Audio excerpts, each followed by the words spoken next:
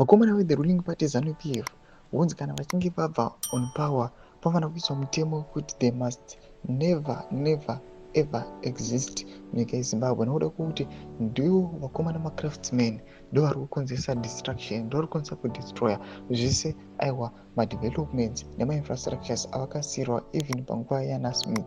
Saka mina masvika anoda nyuka panapa dodwa subscribe or like or turn on the bell icon. Timida paendo yamajarajara samuda achitanganyira achiti it hurts Zimbabwe's infrastructure that was left by Ian Smith is deteriorating and life in general has become unbearable for the majority of Zimbabweans.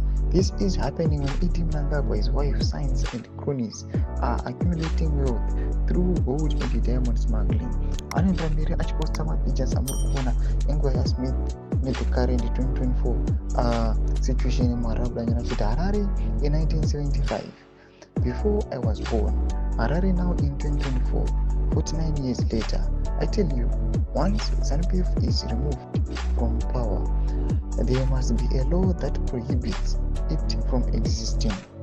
It may sound undemocratic, but at times it is good to act in the best interest of our people. Tomashukana mdaitoka na majarajara usachiti aiwa kana makomana ava ndikuona nekudistroka vari kuita nyika each and every day, each and every second.